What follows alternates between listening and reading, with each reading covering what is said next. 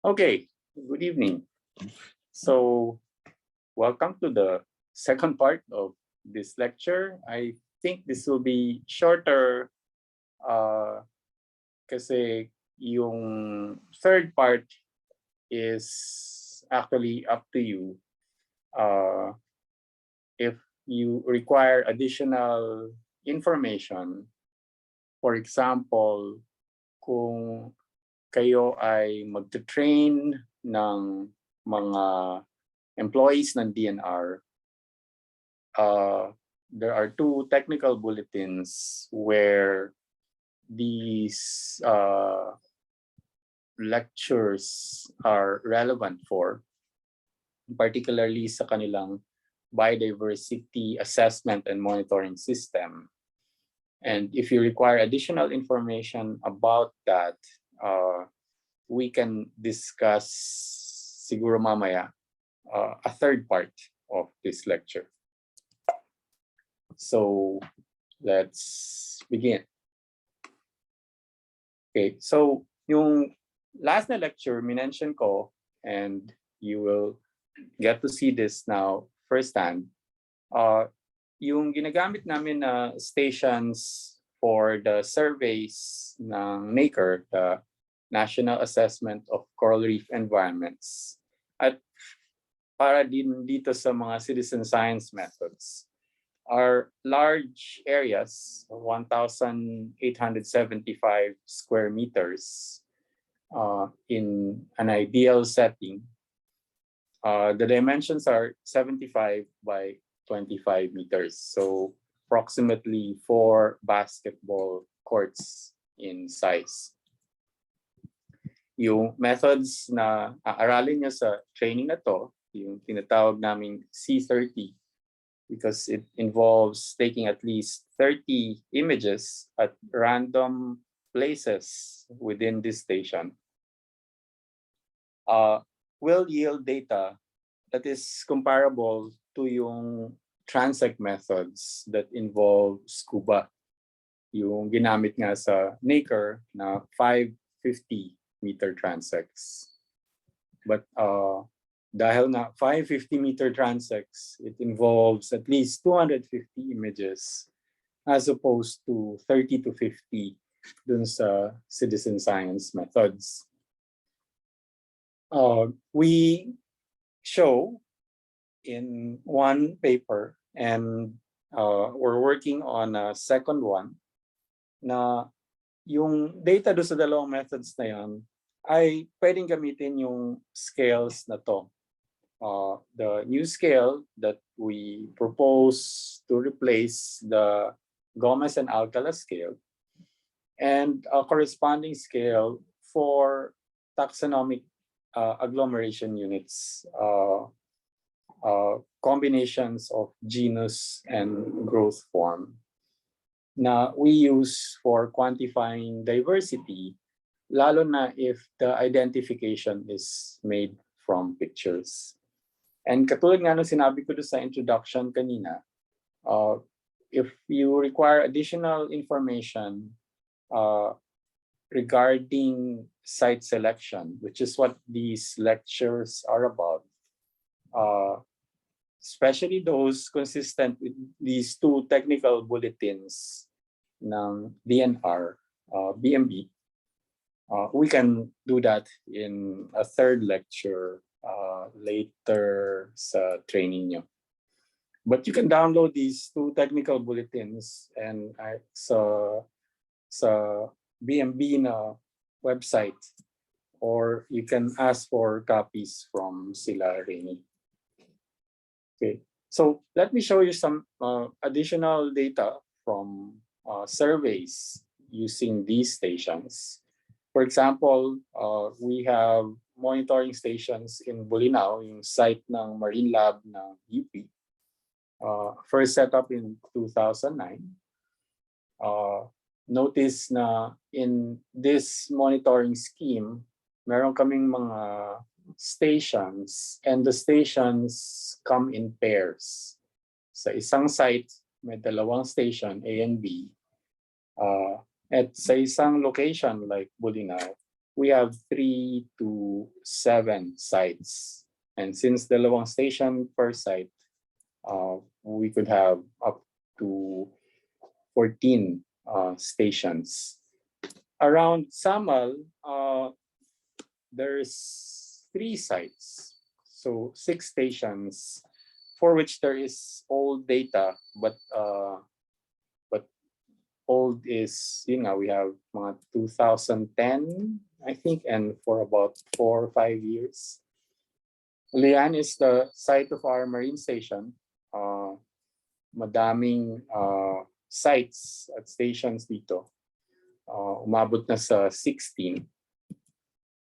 Mabini is a site of a location for an old project. We have 6 stations. And Tupataha, we have 10. And we will get to see them again this year. The dates have finally been clarified. And meron kami space sa barko. Yay! Okay. So anyway, just to show you how useful this data is, one of the things that's happening sa DNR is the Verde Island Passage is undergoing what's called a protected area suitability assessment. So they are considering declaring VIP or parts of VIP protected area. And this is one of the uses of this kind of data. If you do enough surveys and you know where to put those survey stations, you can get data like this. And you can show, for example, yung effects ng repeated na warming events sa dami ng klase ng coral sa Bolinao, as opposed to places like Mabini. Lalo na sa case ng Mabini, kahit na nakaka-experience ng warming dahil may upwelling sila, malamig pa rin yung tubig relative to the other places.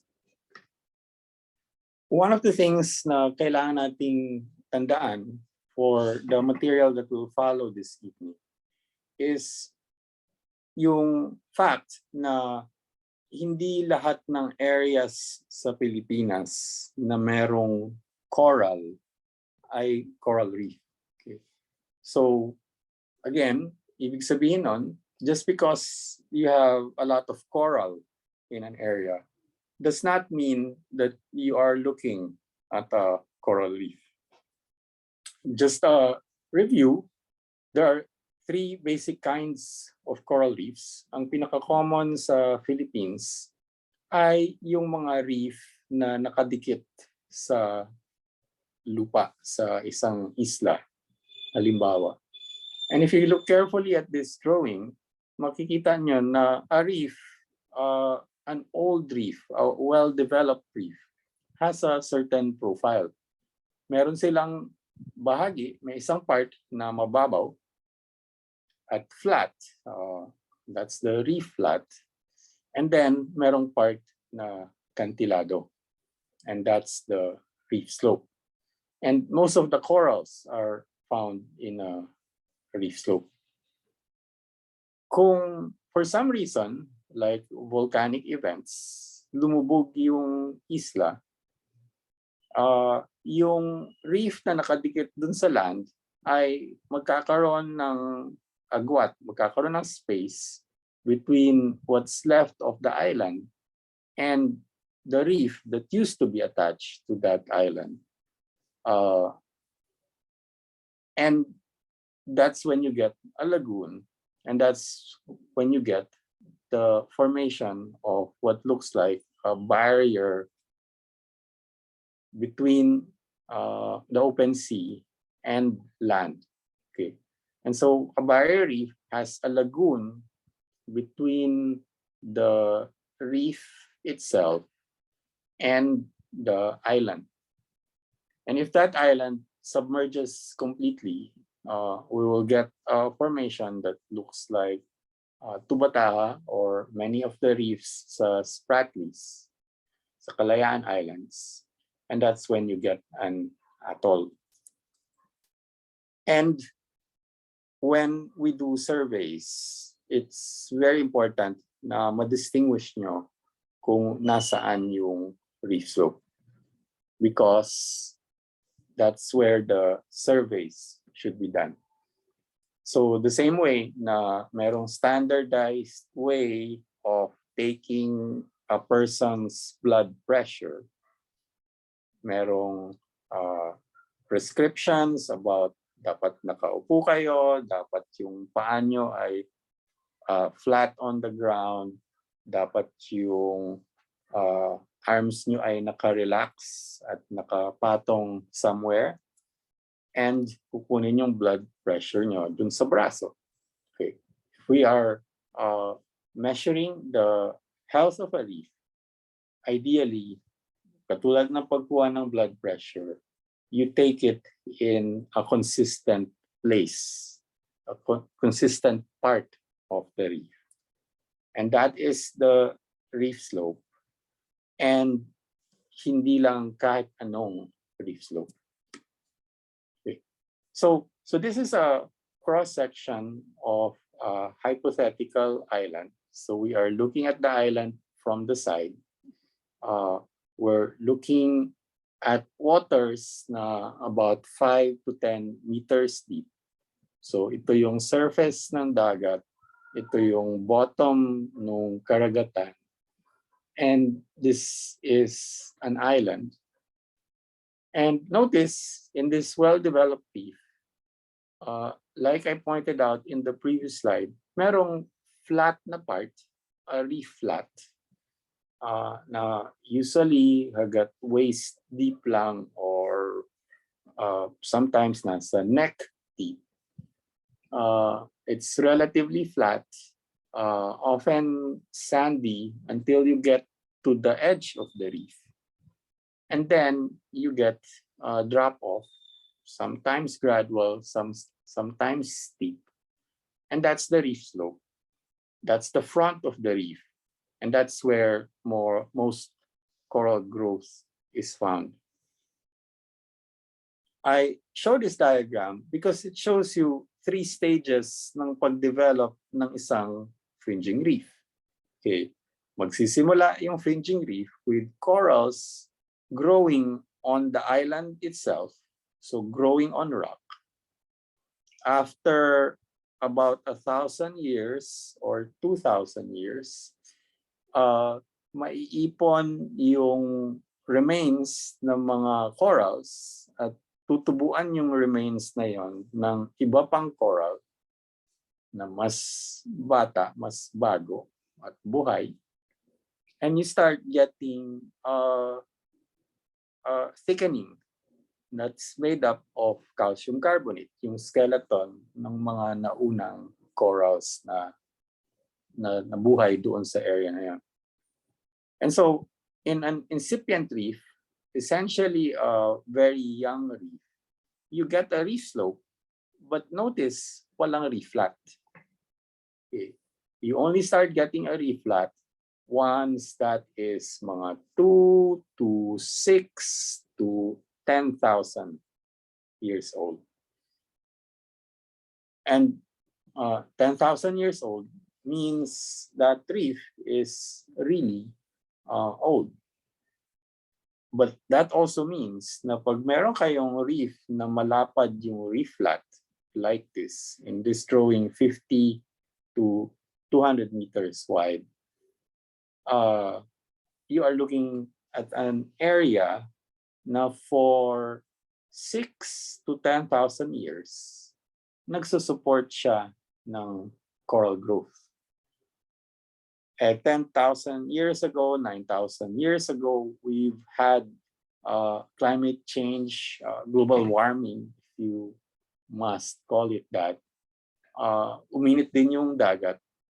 And yet, 10,000 years later, meron pa rin coral gone. That tells you na even with changes in ocean temperature, these places have continued to support coral growth.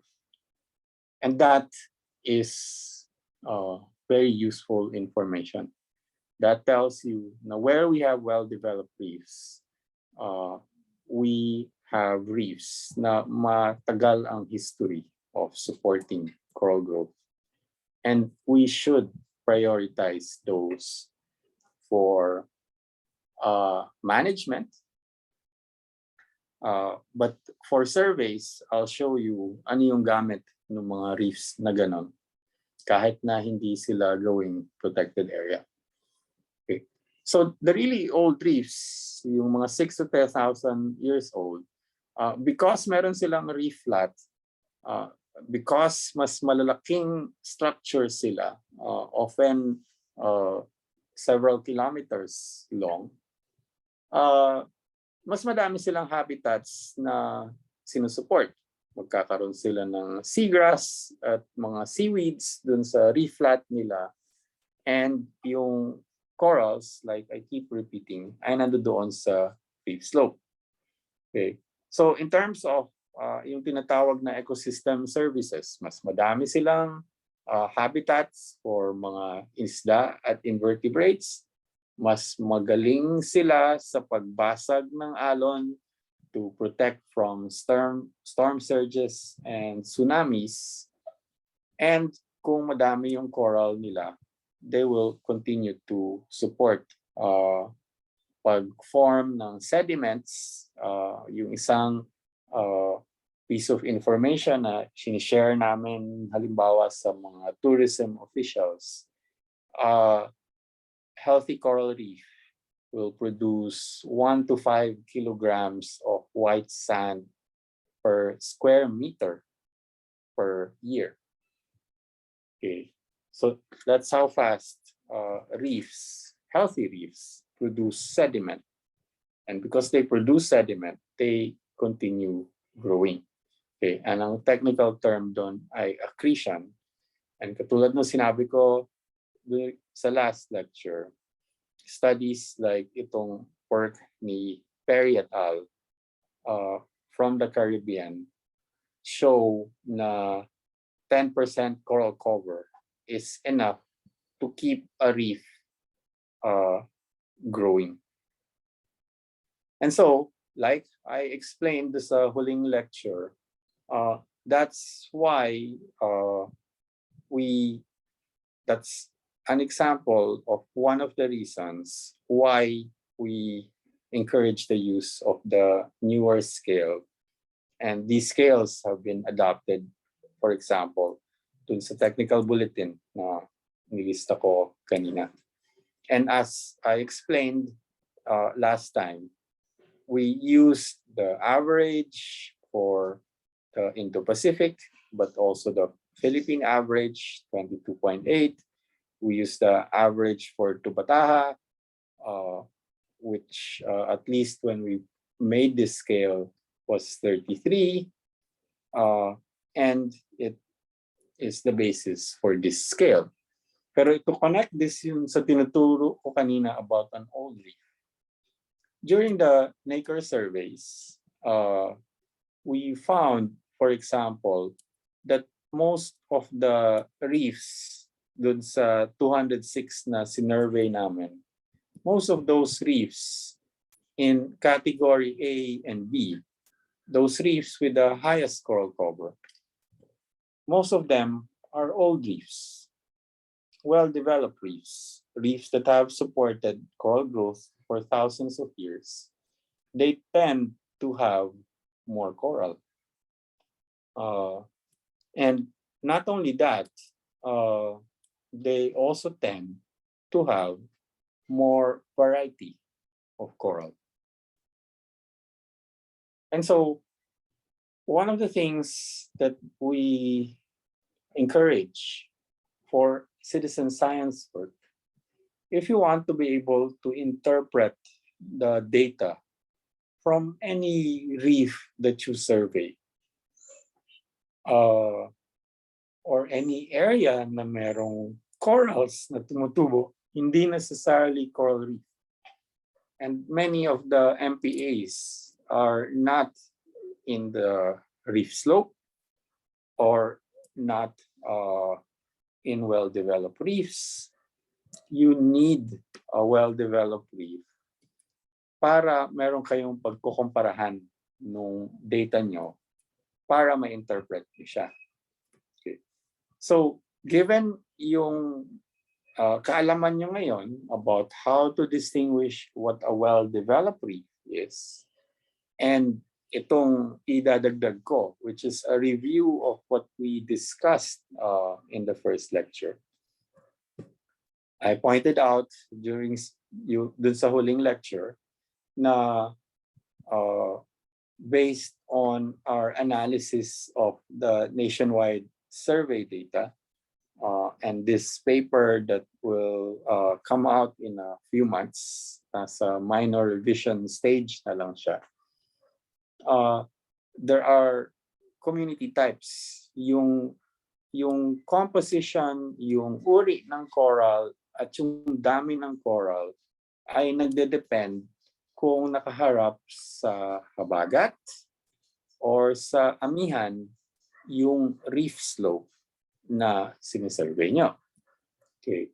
So, if you have an island that is oriented northwest, southeast, you will have two basic kinds of communities dun sa reef slope ng reef ng island na to.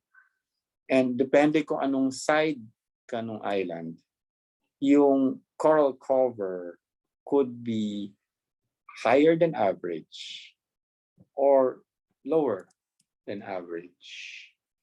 And kung yung orientation mo, yung shape ng island ay such that it allows for a third kind of area to develop, yung hindi nakaharap dun sa dalawang monsoon natin, you will get a coral community na the average cover is very high. And most of our existing MPAs tend to be established in places like this. Primarily because malaking criterion yung dami ng coral. But as I also pointed out during the first lecture, if you look at the variety of coral, especially dun sa mga areas na mataas ang coral cover, notice na of the three community types, yung nakaharap sa habagat tends to have higher cover and variety of coral. But for yung type 3 na mataas yung cover, the variety is the least of the three most common types. So, medyo misleading ang coral cover. And if that is your only basis, and of course it's not, but if you ignore diversity, yung uri ng coral, you will end up prioritizing places like this, cover, maliit yung variety. And that's not good for resilience. Okay. You can find the same pattern sa mga bay, lalo na kung hindi nakaharap sa monsoons yung bay na yan. Likely type 3 yung makikita mo dyan. Mataas yung cover, mababa yung variety ng coral. If the bay is facing the southwest, you can still get type 3 sa loob ng bay, pero sa labas, you will get type 1, which means yun yung mataas yung cover at diversity. Okay, and we show that in many places, like sa Lian. Variety of coral is always greater sa labas ng bay as opposed to sa loob ng bay. If your bay is facing the northeast, medyo exposed sa amihan, depende sa lalim at haba na tong bay na to, you might get a type 1 or type 3, or it will all be type 2. Okay, which means medyo mababa yung cover and hindi mataas yung variety ng coral. Okay, so, and if you have a cluster of islands, you can get all three. So when you're interpreting survey data, it's very important na i-consider nyo nasaan kayo sa relative to land, relative to yung shape ng island, saan kayo nakaharap, at kung merong ibang isla, for example, that modifies yung alon at hangin such that even though na kaharap kayo sa habagat because merong mga nagsishelter na isla to the southwest of a certain reef, you should be able to identify anong klaseng community type ang likely makikita nyo sa isang lugar, and these averages will help you interpret the data. Kung mataas ba yung number na nakukuha nyo or mababa relative to these averages. And this is on top of yung scales na in-introduce namin sa inyo.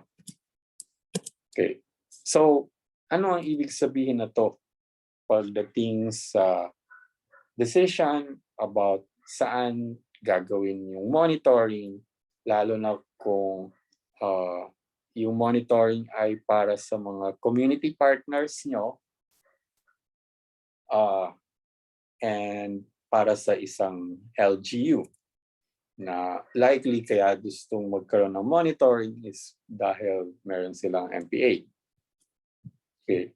Well, most applications ng citizen science involve assessing kung gumagana ba talaga yung MPA nila.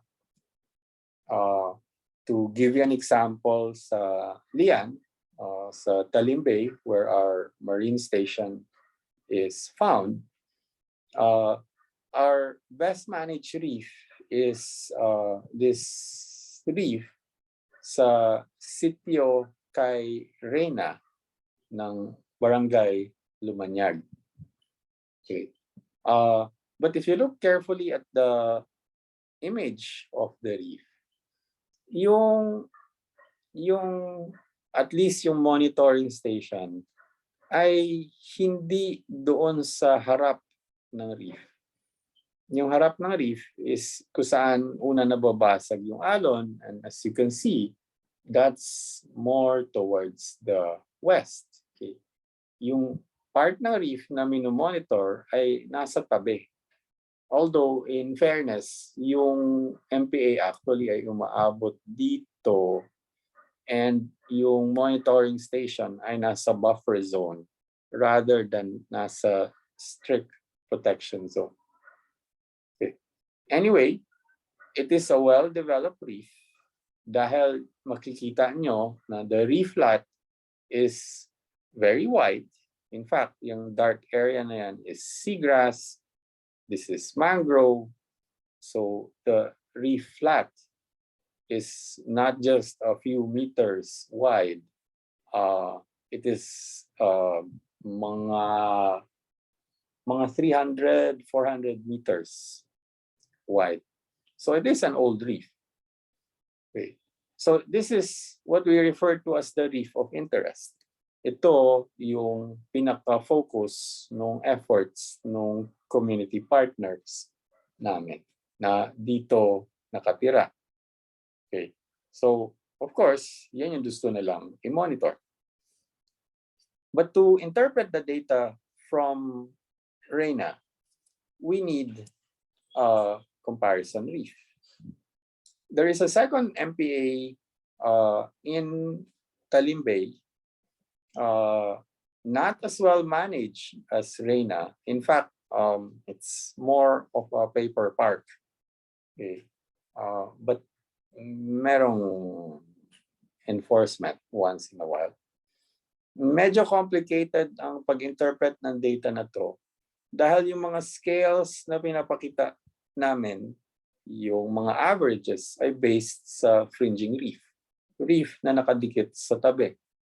But this one is a shoal. It is an isolated formation na hindi connected sa land. I mean, hindi connected sa side, okay, sa nearby coastal area. It is not a well-developed reef. It's not an atoll. It's more like a sandbar, but madaming coral. Pero, again, to interpret the data, we always recommend, and this is what you should teach your community partners, should you implement citizen science monitoring using the methods that you will be trained to learn, to do in this trip, you should have a second reef, comparison reef. And the comparison reef should be facing the monsoons. It should be on a reef slope. And yun nga, it's either nasa southwest side or nasa northeast side. It should either be a type 1 or a type 2, not a type 3. Okay. So for RENA, you can, and we do this, we have our comparison reef is in the same reef, pero nakaharap dun sa opening ng bay. But medyo complicated dito dahil umiikot yung habagat waves and they come from the northwest dito sa Talim Bay. But if you want a better comparison reef, it's this one. Nakaharap sa habagat, it's a type 1 reef, and pag ini-interpret mo yung data mo, aside from using the scales, you always should have a second reef na pagkukumparahan nyo nung data nyo. Why? Well, sa monitoring ng fish, ituturo sa inyo na kailangan meron kayong control sa loob ng MPA versus sa labas. Well, the labas is the comparison reef.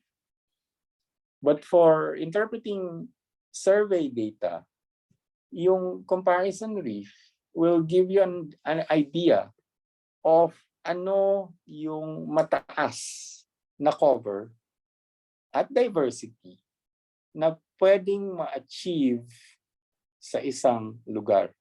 Okay. In other words, if you want an estimate of how much coral and how much variety of coral is possible in a given area, your best source for that information is the comparison reef. Okay, so one of the things na I hope you can look at this evening, because we can stop here. Let me switch. So So it's either i-distribute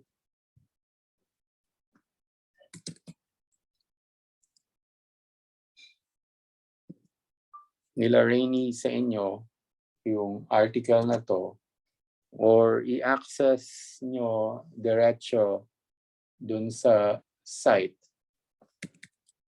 We have a short article in the Philippine Journal of Science.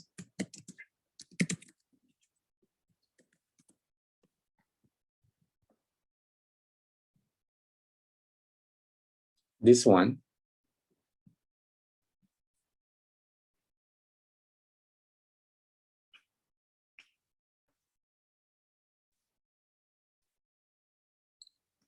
It is open access. It shows you data from Talim Bay. Yung MPA na pinoint out ko, yung dalawang comparison sites na pinoint out ko dito sa lecture, the coral cover from these places before and after warming event. Okay. But notice, for example, yung ideal na comparison reef namin, that's Clubhouse. Notice yung cover niya tends to be high, but if you look at Reina, especially earlier, okay, notice na yung cover sa Reina is comparable to the comparison reef,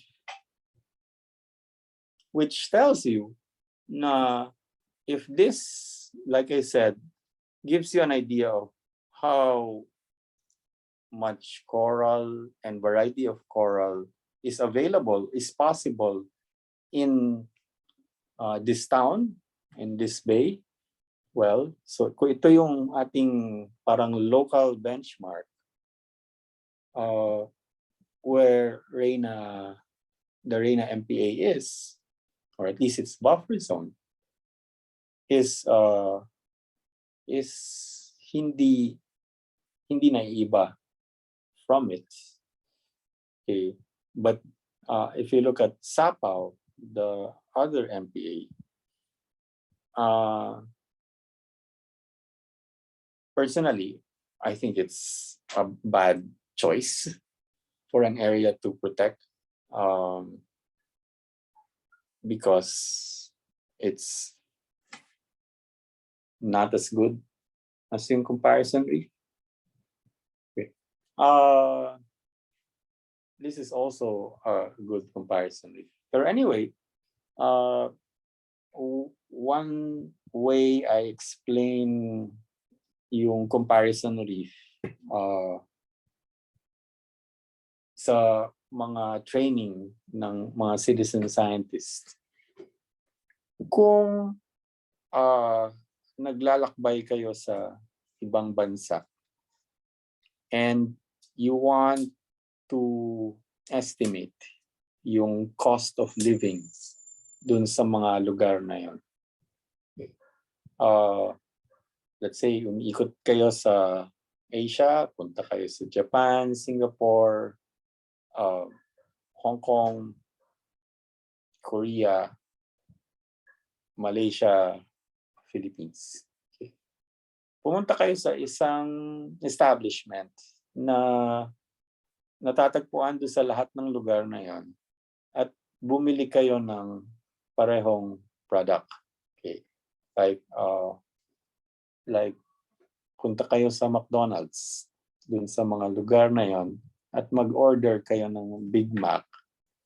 I-compare mo yung mga prices nung produkto na yon dun sa iba-ibang syudad na yon.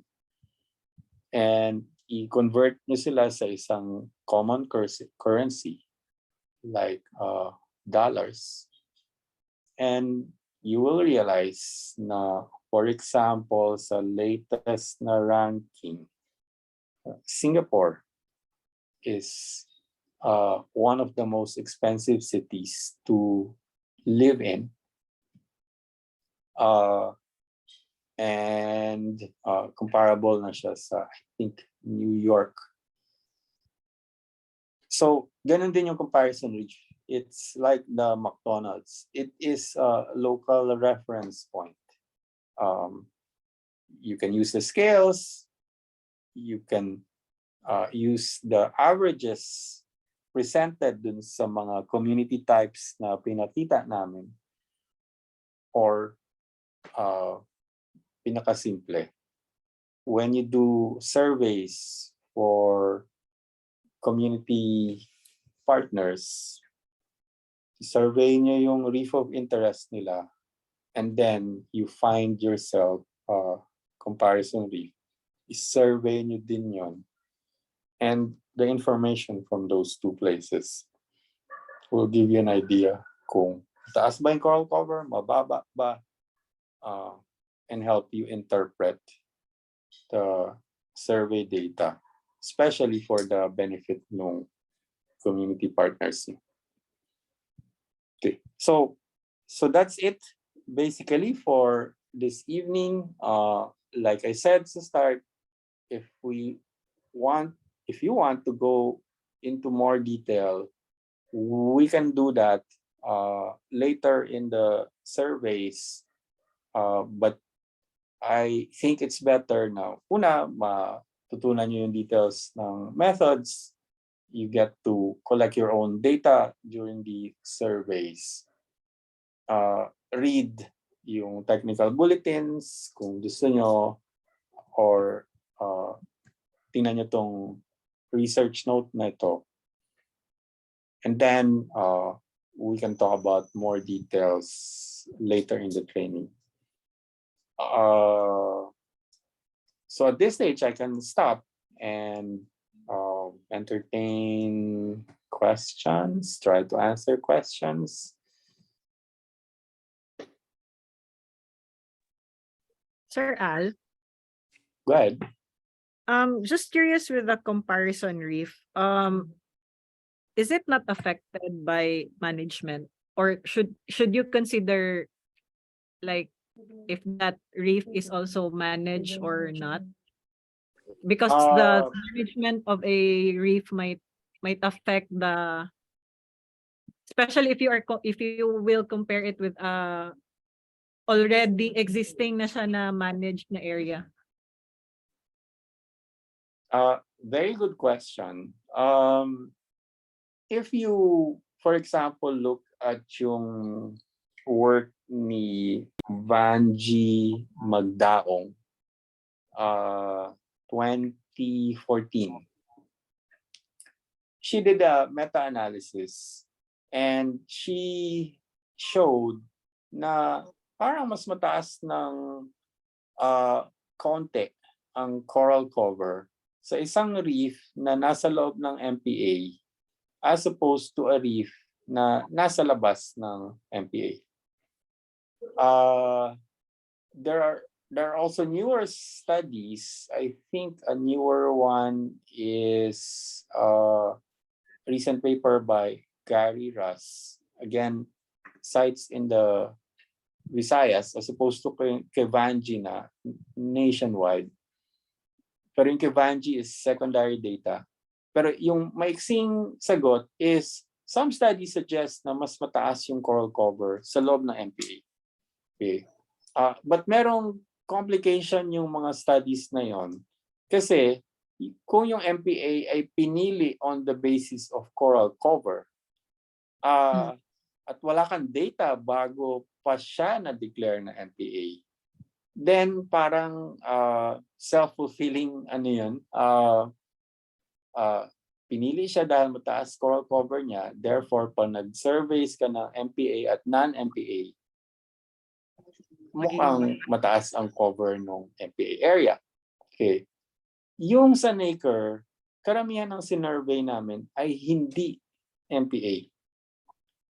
And yet, we found those patterns na mas mataas sila doon sa reef na matanda at yung reef slope na nakaharap sa monsoons. Okay. So, ang ang sagot ko, ang haba ng preamble ko dun sa sagot ko. Yung sagot ko, I don't think ang laki ng effect ng management. If you know na yung comparison reef na kinoconsider mo ay may history na nabugbog, like blast fishing, then maybe hindi siya magandang comparison reef. Okay. But even itong comparison reef na to, I had a graduate student na nabungbong yung kanyang disease monitoring. So this place experienced blast fishing, and yet it's holding up. This is also the reef na we're showing na ang bilis mag-recover from bleaching. So sa akin hindi convincing yung information so far to conclude na management benefits coral cover that much. Okay. And there are other studies in other places that say the same thing. Sige, sir. Thank you po. Lumapit ka dito. Sir, may question si Ma'am Amor. Yes, of course. Hi Sir Al, good evening po. Good evening. Yung basis ba sa may specific ba na distance talaga kung yung sa comparison reef dapat within may certain kilometer or something ba? Oo po. Yung Okay. sa mga comparison reef ba sir? Para Yes. Good question.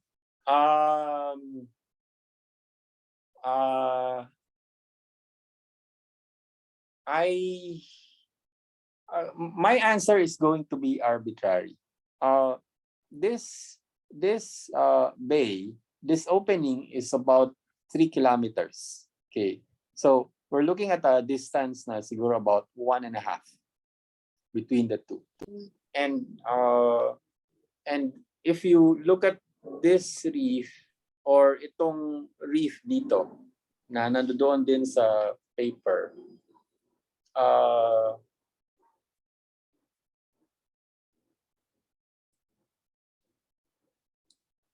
okay, so Talim Outer. Talim Outer and Clubhouse are about 1.5 kilometers away from Reina. Okay. Layag is on the same reef. Layag is on the same reef. This is okay then for a comparison reef. But notice, not as good as itong nasa labas ng bay.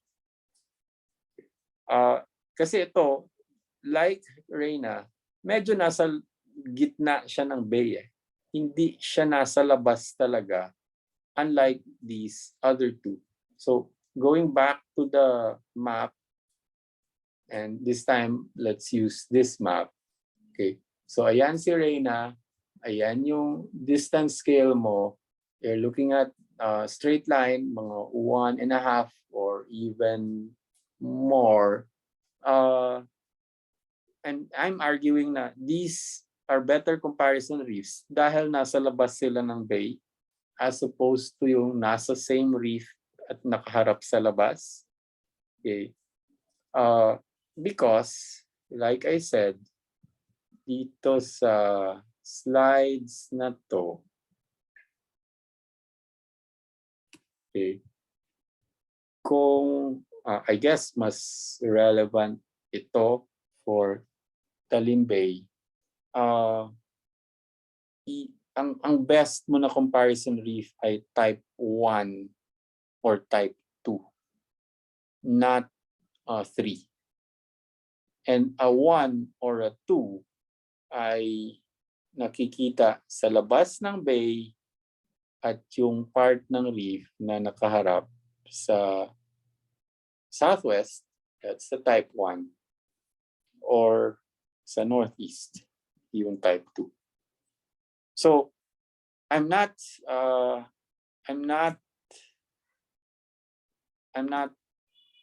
recommending a distance. I'm recommending a position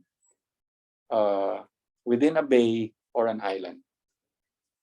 Okay po, sir. Thank you po, sir. So yan. That's why yung hesitation do sa giving a number. Salamat po, sir. Sir, can I make another question? Yes, of course. No problem. Yung one of the things pala na why we teach these things is, and of course this is work in progress. What we are trying to achieve with the citizen science work, and we are involved in a USAID project to actually roll out these methods and learn from the rollout.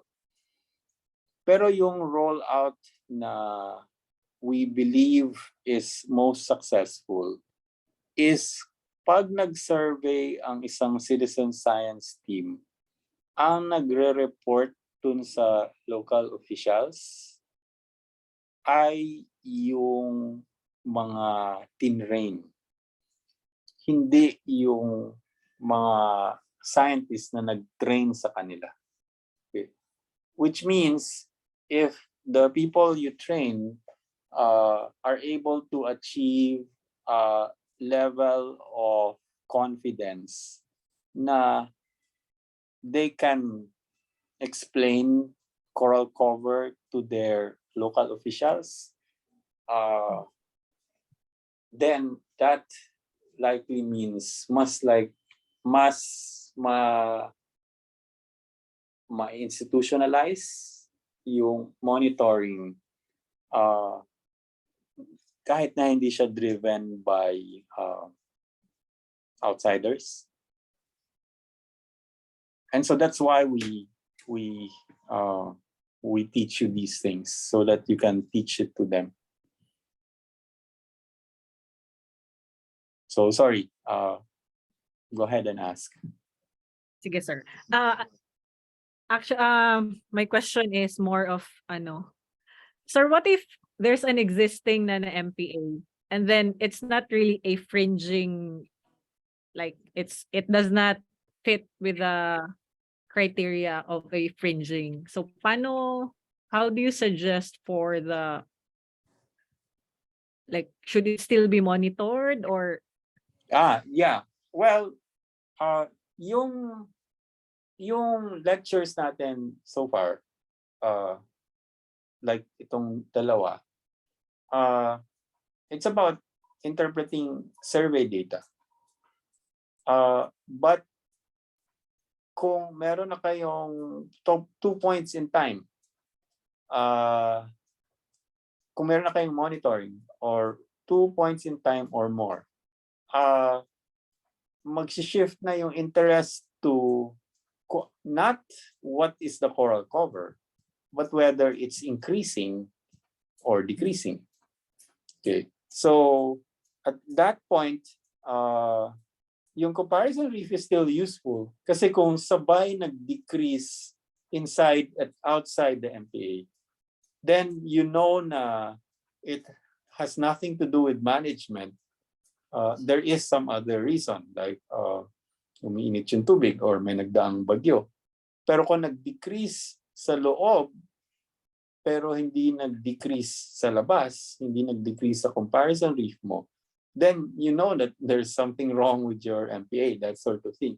But either way, yung comparison reef mo is still going to be useful, but with monitoring, you also have a trend in time, which is also equally useful. So if you have a reef na hindi quite comparable, like I keep saying, madaming MPAs type 3, well, warningan mo lang sila na mataas nga yung cover na to, likely exceed niya yung comparison reef mo. Pero that's when you have to start looking at the kind of coral there. And ang madaling criterion is kung madaming branching, lalo na branching na varieties at acropora, likely that's a type 3 reef sa loob ng MPA mo. And yun lang, i-caution mo sila na enjoy it while it lasts.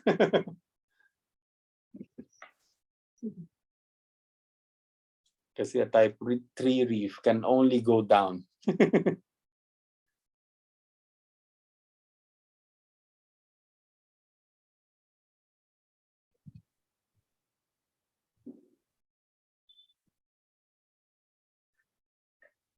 And that's actually a good springboard for encouraging them na kailangan yung damihan yung MPA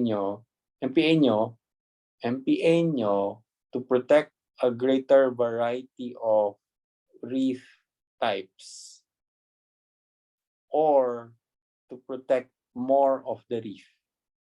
Like meron ka nga MPA type 3 siya, likely nasa lagoon siya, bakit hindi nyo kunin na din yung harap ng reef na yan, where you will find that 1 or 2?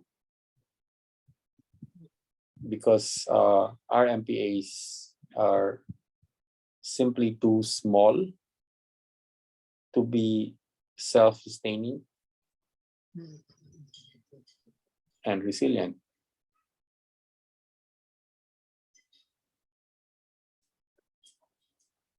Kung gusto niyo ng rule of thumb, kung gaano kalaki dapat siya, kunin niyo yung gitna ng MPA, mag-drawing kayo ng circle around it na ang diameter ay 2 kilometers.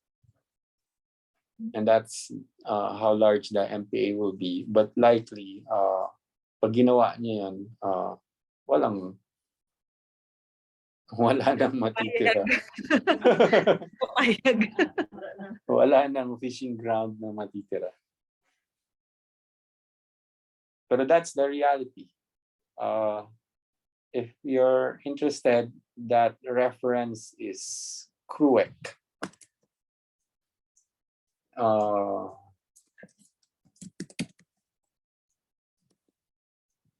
Oops.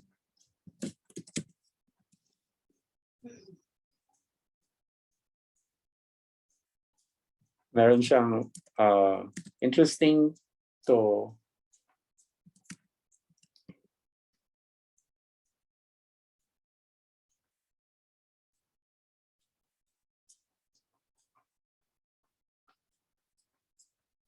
meron kong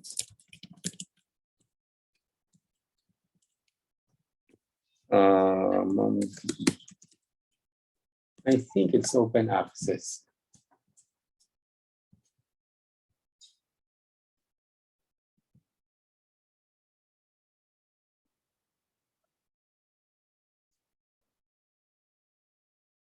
No.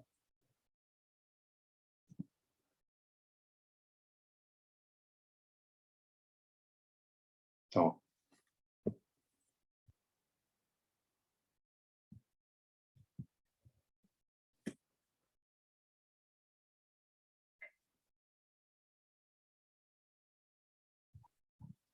Yeah, ito yan.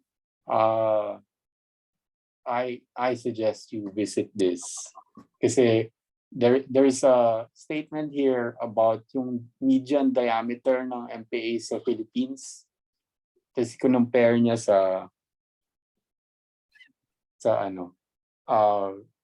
how large they should be to protect enough of the fish stock. Depende pa kung anong klaseng isla yan, kung pating or something.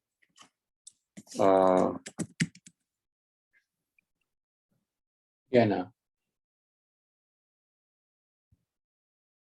Small reserves that are only 400 meters wide, such as commonly found in the Philippines, achieve partial protection for only 17% of the simulated species.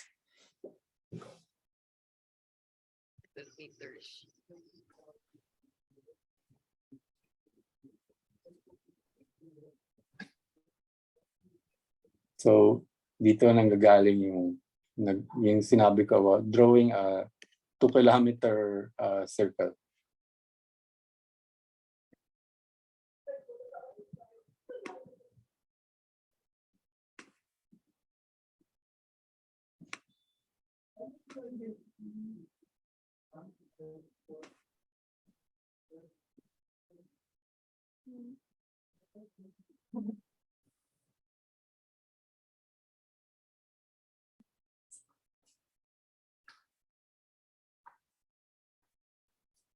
Ay, wrong.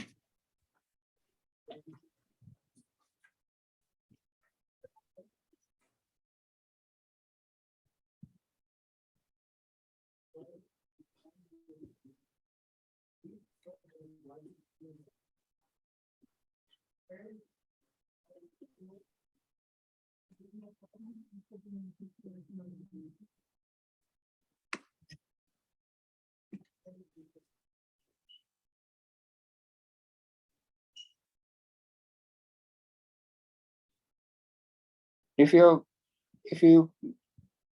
think of a question even after the session is over, write it down and we can discuss it later, because we will have an exercise where you will have to show us paano nyo i-decide or saan nyo ilalagay yung survey station. So, hindi natin kailangan i-address lahat ngayong gabi. We can talk about it later in the training. Okay? Thank you, sir.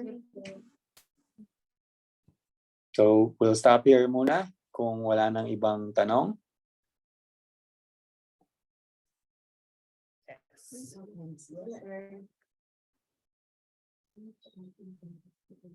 So, kung gusto nyo i-screenshot to, magagamit mo. Ayan, done na, sir. Okay. Sir. Coral reef.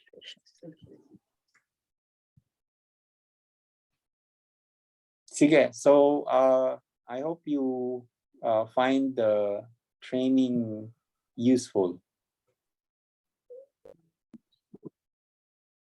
Yes. Kita tayo uli soon. Kailan uli, Rainy, yung susunod? For me? Bukas, sir, 5 p.m. Ayan. Para makita ka ni sir na nakarating ka na dito. Bukas, sir. Yeah. Okay. Bukas na 5. Yes po. Okay. Sige. So I'll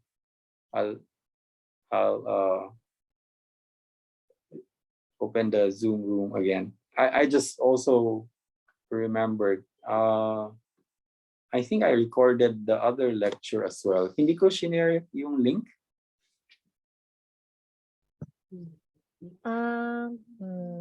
I-check ko po. Share ata siya sa Teams. I'm not Okay. sure. Tanong si Alexis kung pwede siyang i-post sa YouTube.